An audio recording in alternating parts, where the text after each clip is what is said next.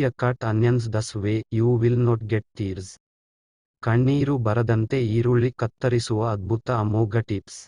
ಈರುಳ್ಳಿ ಕತ್ತರಿಸುವಾಗ ಯಾರಿಗೆ ಆದರೂ ಕಣ್ಣಿನಲ್ಲಿ ನೀರು ಬರುತ್ತದೆ. ಈರುಳ್ಳಿಗೆ ಅಂತಹ ಪವರ್ ಇದೆ. ಆದರೆ ಕಣ್ಣೀರು ಬರದಂತೆ ಈರುಳ್ಳಿಯನ್ನು ಯಾವ ರೀತಿ ಕತ್ತರಿಸುವ ಅದ್ಭುತ ಟೆಕ್ನಿಕ್ ಇಲ್ಲಿದೆ.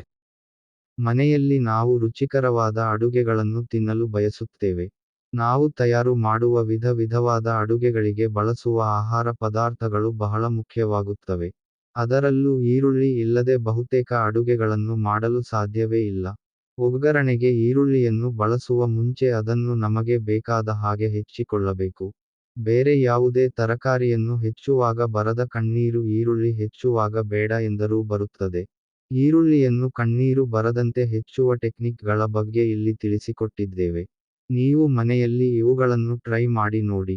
ಈರುಳ್ಳಿ ಹಚ್ಚುವವರಿಗೆ ಕಣ್ಣೀರು ಏಕೆ ಬರುತ್ತೆ? ಈರುಳ್ಳಿಯನ್ನು ಒಂದು ಸ್ಲೈಸ್ ಮಾಡಿ ನೀವು ಅದನ್ನು ಗಮನಿಸಿ ನೋಡಿ. ಅದರಲ್ಲಿ 3 ಪದರಗಳು ಇರುತ್ತವೆ: ಒಳಪದರ, ಮಧ್ಯ ಪದರ ಮತ್ತು ಮೇಲಿನ ಚರ್ಮದ ತರಹ. ಯಾವಾಗ ನೀವು ಒಳಪದರವನ್ನು ಕಟ್ ಮಾಡುತ್ತೀರಿ, ಆ ಸಂದರ್ಭದಲ್ಲಿ ಅದರಿಂದ ಒಂದು ರೀತಿಯ ರಾಸಾಯನಿಕ ಅಂಶ ಬಿಡುಗಡೆಯಾಗುತ್ತದೆ. ಇದು ಗ್ಯಾಸ್ ರೂಪದಲ್ಲಿರುತ್ತದೆ ಎಂದು ಹೇಳುತ್ತಾರೆ. ಇದರ ಒಂದು ವಿಶೇಷ ಗುಣ ಎಂದರೆ ನೀರಿನ ಜೊತೆ ಇದು ಮಿಕ್ಸ್ ಆದಾಗ ಆಸಿಡ್ ಆಗುತ್ತದೆ. ನಿಮಗೆಲ್ಲ ಗೊತ್ತಿರುವ ಹಾಗೆ ನಮ್ಮ ಕಣ್ಣು ಯಾವಾಗಲೂ ತೇವಾಂಶದಿಂದ ಕೂಡಿರುತ್ತದೆ ಮತ್ತು ಹೆಚ್ಚು ನೀರು ಅಲ್ಲಿರುತ್ತದೆ. ನಮ್ಮ ಕಣ್ಣೀರಿನ ಜೊತೆ ಈರುಳ್ಳಿಯ ಈ ಗ್ಯಾಸ್ ಮಿಕ್ಸ್ ಆದರೆ ಅದು ಕಣ್ಣಿನ ಉರಿ ಬರುವಂತೆ ಆಗುತ್ತದೆ. ಈ ಸಂದರ್ಭದಲ್ಲಿ ಕಣ್ಣೀರು ಬರುವುದು ಸಹಜ. ಆದರೆ ನಮಗೆ ಕಣ್ಣೀರು ತರಿಸುವ ಈರುಳ್ಳಿಗೆ ಈ ಕೆಳಗಿನ ರೀತಿಗಳಲ್ಲಿ ನಾವು ಮಾಡಿ ಕಣ್ಣೀರು ಬರದಂತೆ ನಮ್ಮನ್ನು ನಾವು ಕಾಪಾಡಿಕೊಳ್ಳಬಹುದು. 1.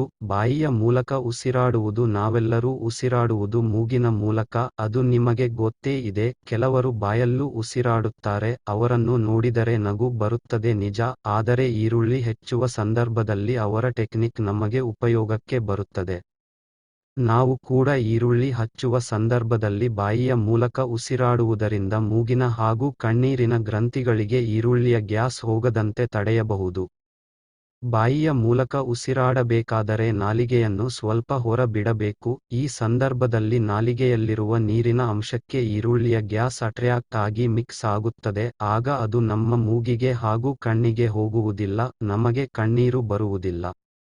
2. ಈರುಳ್ಳಿಯನ್ನು ಫ್ರಿಡ್ಜ್ ನಲ್ಲಿಡಿ. ಯಾವುದೇ ಸಂದರ್ಭದಲ್ಲಿ ನೀವು ಈರುಳ್ಳಿಯನ್ನು ಹೆಚ್ಚಿಸುವ ಮುಂಚೆ ಅದನ್ನು ರೆಫ್ರಿಜರೇಟರ್ನಲ್ಲಿ ಕನಿಷ್ಠ 20 ನಿಮಿಷಗಳ ಕಾಲ ಇರಿಸಬೇಕು. ಇದರಿಂದ ಈರುಳ್ಳಿಯ ರಾಸಾಯನಿಕ ಅಂಶ ಉಪಶಮನವಾಗುತ್ತದೆ. ಈರುಳ್ಳಿ ಹೆಚ್ಚಿದ ಸಂದರ್ಭದಲ್ಲಿ ನಮ್ಮ ಮೂಗಿನ ಮೇಲೆ ಹಾಗೂ ಕಣ್ಣುಗಳ ಮೇಲೆ ಅದು ಯಾವುದೇ ರೀತಿಯ ಪ್ರಭಾವ ಉಂಟು ಮಾಡುವುದಿಲ್ಲ. 3. ನೀರಿನಲ್ಲಿ ನೆನೆಹಾಕಿ. ಈರುಳ್ಳಿಯನ್ನು ಹೆಚ್ಚುವ ಮುಂಚೆ ಮಾಡಬಹುದಾದ ಇನ್ನೊಂದು ಟೆಕ್ನಿಕ್ ಎಂದರೆ ಅದು ಈರುಳ್ಳಿಗಳನ್ನು ನೀರಿನಲ್ಲಿ ಸ್ವಲ್ಪ ಹೊತ್ತು ನೆನೆ ಹಾಕುವುದು. ಮೊದಲಿಗೆ ಈರುಳ್ಳಿಯ ಬುಡವನ್ನು ಕತ್ತರಿಸಿ, ಈರುಳ್ಳಿಯನ್ನು ಹೋಳು ಮಾಡಿ ನೀರಿನಲ್ಲಿ ಹಾಕಿ, ಸ್ವಲ್ಪ ಹೊತ್ತು ಬಿಟ್ಟು ಈರುಳ್ಳಿಯನ್ನು ಹೆಚ್ಚುವುದರಿಂದ ಸ್ವಲ್ಪ ಕೂಡ ಕಣ್ಣೀರು ಬರುವುದಿಲ್ಲ. ಏಕೆಂದರೆ ಈರುಳ್ಳಿಯ ಗ್ಯಾಸ್ ನೀರಿನಲ್ಲಿ ಅದಾಗಲೇ ಮಿಕ್ಸ್ ಆಗಿರುತ್ತದೆ. ಆದರೆ ಈ ಸಂದರ್ಭದಲ್ಲಿ ಈರುಳ್ಳಿಯನ್ನು ಹೆಚ್ಚುವಾಗ ಸ್ವಲ್ಪ ಜಾಗ್ರತೆ ಇರಲಿ, ಏಕೆಂದರೆ ಈರುಳ್ಳಿ ನೀರಿನಲ್ಲಿ ನೆನೆದಿರುವುದರಿಂದ ಸ್ಲಿಪ್ ಆಗುವ ಸಾಧ್ಯತೆ ಇರುತ್ತದೆ. 4. ಫ್ಯಾನ್ ಬಳಸಿ. ಅಲ್ಲಿ ಇಲ್ಲಿ ಕುಳಿತುಕೊಂಡು ಈರುಳ್ಳಿ ಹೆಚ್ಚುವ ಬದಲು ಆರಾಮಾಗಿ ಸೋಫಾ ಮೇಲೆ ಫ್ಯಾನ್ ಕೆಳಗಡೆ ಕುಳಿತು ಹೆಚ್ಚಬಹುದಲ್ಲ.